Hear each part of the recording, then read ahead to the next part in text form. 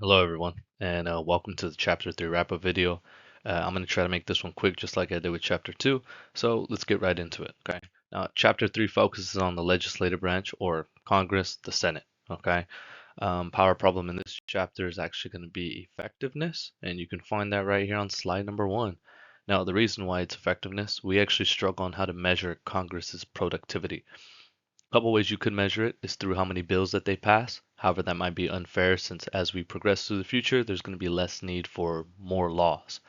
The other way, you can measure the effectiveness of the laws that they pass. Okay.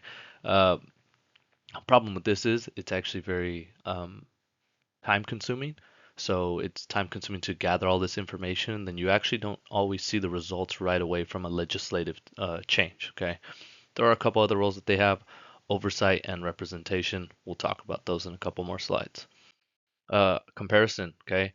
This is Senator Jar Jar Binks from Star Wars. If you guys haven't watched the movie, this is the same exact government that we have here in America. We have a democratic republic, so each state has two senators, much like Jar Jar Binks, but instead of representing the whole planet, they represent a state. Now, change over time. Little fun fact: I interned for this congressman during my time at Fresno State. So over time, Congress's main purpose is legislation, making laws. Now, that's kind of diminished over time. They're more focused on oversight now and representation, but it was essentially made to make laws. Now, once again, this just kind of repeats that same information. It also talks about how the president has taken a lead in some areas of public policy. Reason for this is usually when we're facing a time of crisis, we want to fast track these types of things, okay? So the president has to sign off a bill becoming a law anyways, so we want that person to be more heavily involved, okay? But it's not the president's main goal. Main goal obviously is for Congress to get that done. Separation of powers. Now, what separates Congress from the other branches of government? Number one is approving the budget. Anytime you hear the government's going to shut down, it's because of number one, they can't approve a budget. Okay. Now, every year they have to decide how much money are we going to spend in this area or this sector and where are we going to cut back. Okay. Reason that we have Congress decide this is because they're the branch of government that you directly vote for. Okay. And that is going to be every 2 years. Now, the House also has the power of impeachment, and the Senate acts as the court of impeachment. So, the House, what they'll do is they'll gather up this committee, they'll investigate an individual, whether it is a politician. Well, obviously, they can investigate people that are not politicians, but for impeachment purposes, they investigate politicians. Some of the more recent examples obviously are Donald Trump. Your textbook would talk about Richard Nixon. A fun one I like to look at is search up Congressman George Santos. He was actually impeached because he was using campaign money, um, so money that was funded by taxpayers, or not taxpayers, by his supporters. He was using his campaign money to spend on Botox, Lamborghini, and OnlyFans, believe it or not. This happened around the same time as Donald Trump, so it got some media love, but just probably something that maybe you guys never heard of before. The last thing, the Senate has the power to approve appointees by the president. So there's certain positions the president can appoint: ambassadors, directors, uh, Supreme Court justices. They have to be appointed by the Senate. Now, this just gets into enumerated and implied powers. Enumerated powers are going to be powers listed in the Constitution. Right here in this graphic, just list some of the things that Congress is or the legislative branch is in charge of. Coining money, establishing post offices during peacetime powers. During war, they actually have the power to declare war. So also with treaties as well, Congress has to approve us going to war, so we can send troops over there for 90 days. That's the president's job. And if we decide that we're going to continue with that conflict, they can stay there just as long as Congress approves it. If Congress doesn't, those troops have to get pulled back. Okay. Now, implied powers. Implied powers actually comes from this section and clause that is directly within the Constitution.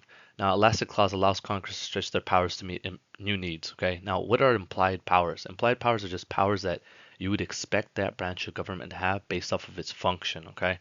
A great example I can give to you guys is your parents raising you. Okay. Now, your parents legally have to send you to school, have to give you a decent living conditions. They also only have to take care of you until you're 18. Okay. Once you're an adult and you're out. Now, it's implied though that your parents would probably do whatever it takes to take care of you. They'd sacrifice maybe their own happiness for you. If it need be, they'd actually, step in front of a bullet for you. That is implied. Okay. Essentially, each branch of government has implied powers. The ones that are going to be listed in the Constitution are going to be known as enumerated. Now, what does Congress do? We talked about it: legislating, making laws, representation, oversight, and solving problems. I like to throw in I think number two and four are directly related with one another. So is one as well, I would say. Now, lawmaking. Once again, we believe the legislative branch should be making the laws for you because they're usually drawing up or proposing tax bills as well, and you're the ones that directly vote for them. So we would hope that they are going to do what is best for the areas that they are coming from. So they represent these districts, these states, okay? Whenever you hear the term midterm elections, just know this is who we are voting for. Every 2 years, we vote for the legislative branch, so congressmen and senators. Every 4 years, it's the presidential election. That's the big one that everyone cares about. Okay, but this is pretty important because this fills up our state level government. And remember, state level government is going to be closer than national government. And from chapter one, closest one to you is going to be local government. Representation. We have two different modes. Most important things to know from this slide is line number two, line number three. Our country is broken up into geographic districts. Now, these geographic districts on average have around 650,000 people, okay? More or less, okay? They try to get it as close to that number as possible. Now, the reason that we have it based off of population is we think it is fair that the states that have more people, they should have more votes, at least in Congress, okay? States with less population, they're gonna have lesser districts, okay? Now, we think that is fair in that sense because we want to be governed based off of majority. However, we don't want states like California, Texas, Florida, and New York making all the decisions for us, okay? Those are the four states that have the most congressional seats. Therefore, we also have the Senate to kind of give these smaller states a little bit more power, okay? So each individual state, regardless of population, will have two senators, okay? Now, members of these districts or these states, they're expected to represent the area that they come from, okay? We have census, so we gather data. And when we gather this data, since our Congress is based off of population, states that lose seats or lose population, they lose congressional seats and they'll redraw the district maps. We'll talk about that when we get into gerrymandering. And states that gain population, they actually gain districts, okay? So the total amount of districts will never change, but what each state has will change depending on population changes, okay? Once again, we think this is just the most fair way of doing it. And whenever the census gets updated, we try to update this as well. Back in 2020, we actually see all four of the big states actually change. Florida and Texas, which are Republican states, typically gain seats. California and New York, which are Democrat states, lost seats. A couple reasons that I usually like to mention in class. Number one, the cost of living.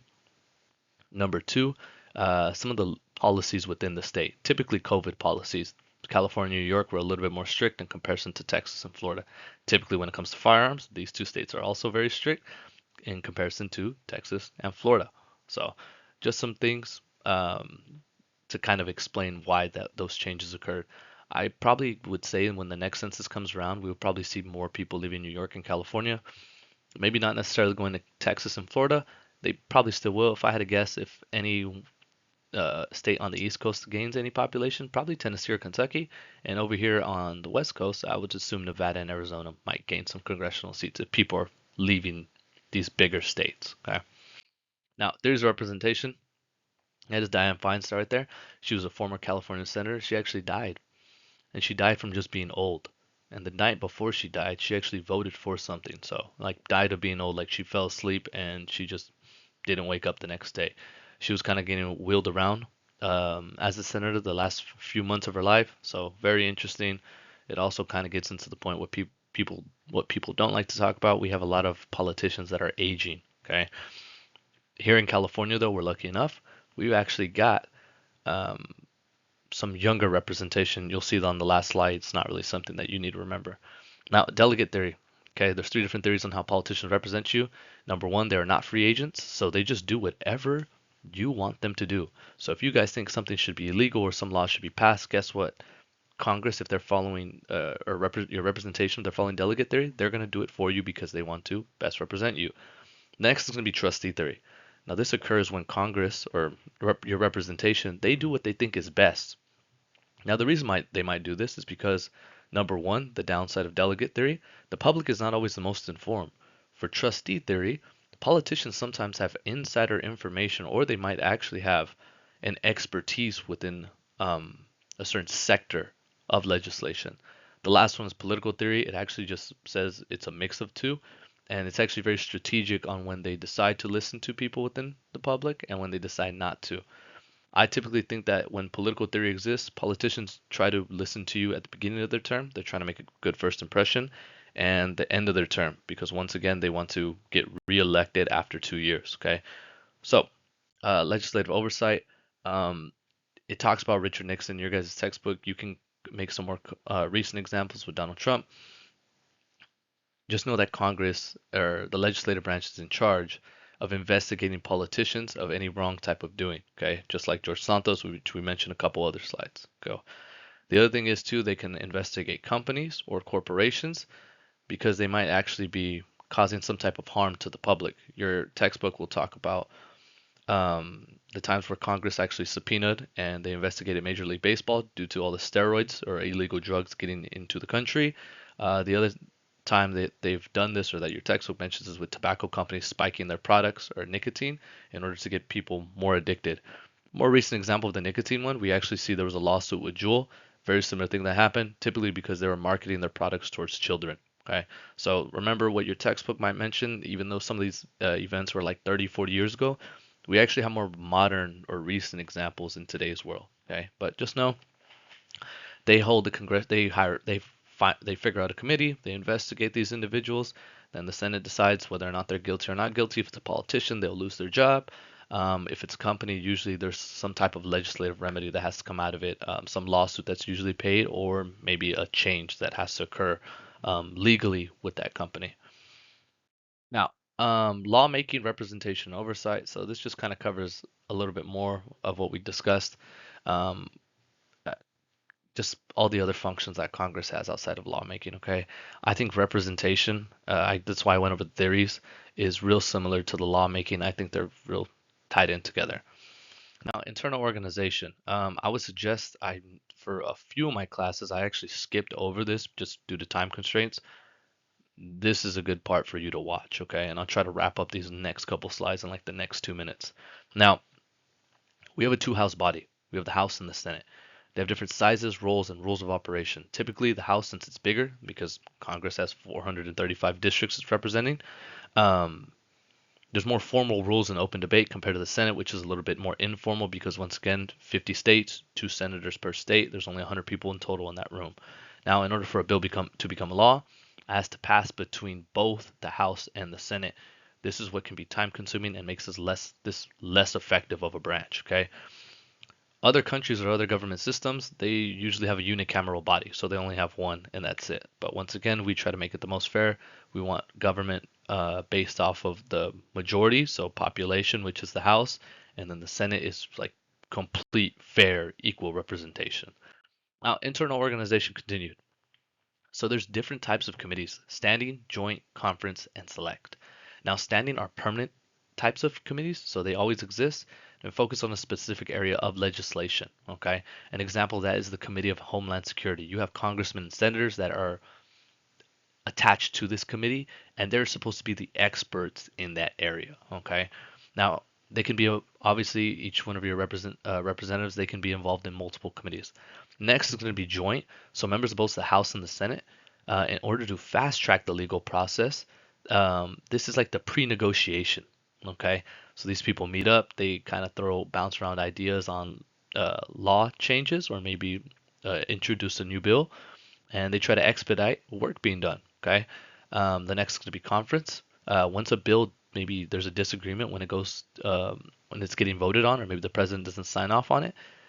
This is the where they go back and they rehash things out. Okay. So just think of joint.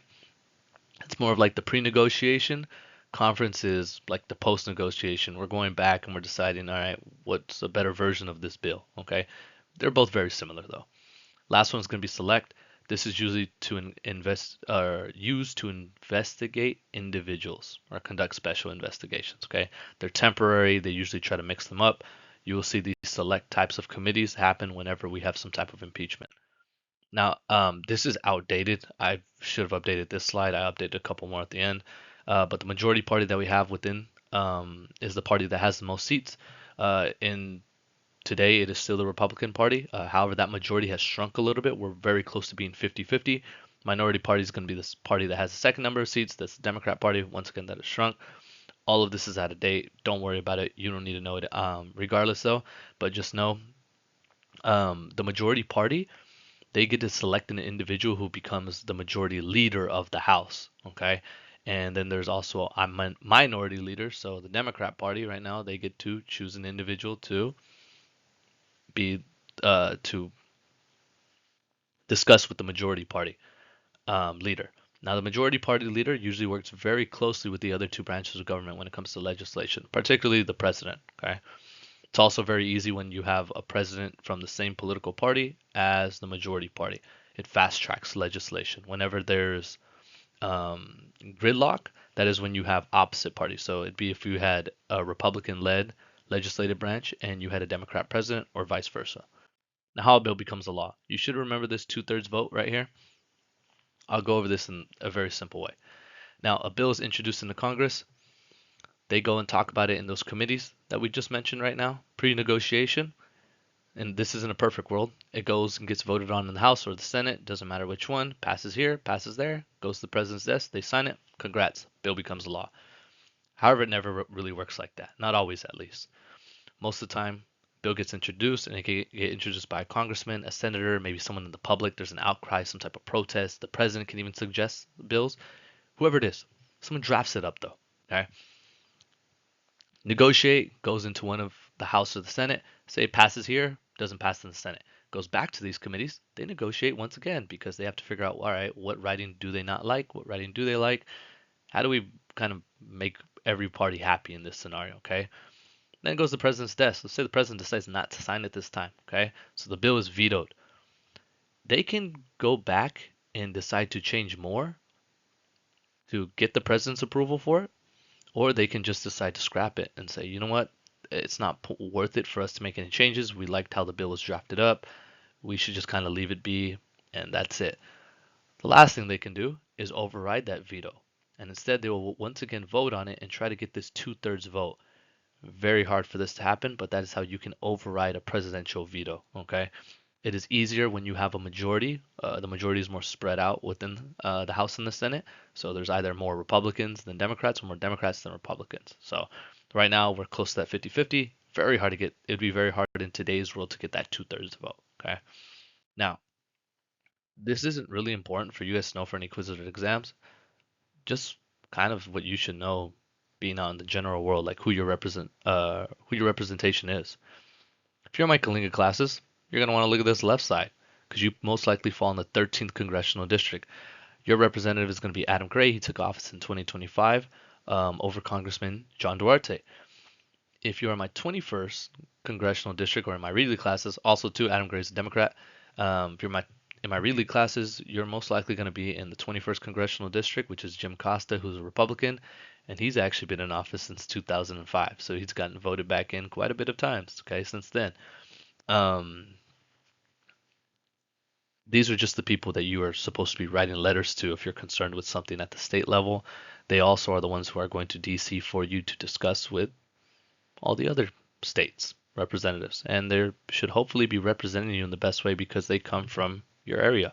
Okay, here are your senators. Okay, I messed up. I told some of the classes already that we still had LaFonza Butler in. She's no longer. She was an interim senator. She took over for Dianne Feinstein, who had passed away. Now, both of our senators are Democrat, Adam Schiff and Alex Padilla. Adam Schiff just took over the Senate seat in 2024, Padilla since 2021, and he actually took over for Kamala Harris because before she was vice president, she was actually a senator in California for quite some time.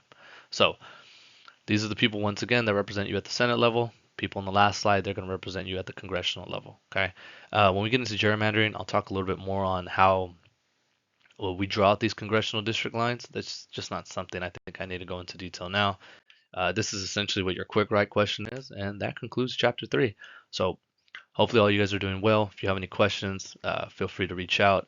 Sorry this video reached like 20 minutes. I try to go as fast as I could. But anyways, once again, hope you guys are still enjoying the class. Best of luck to you guys the rest of the semester. Chapter 4 video should be coming out sometime next week.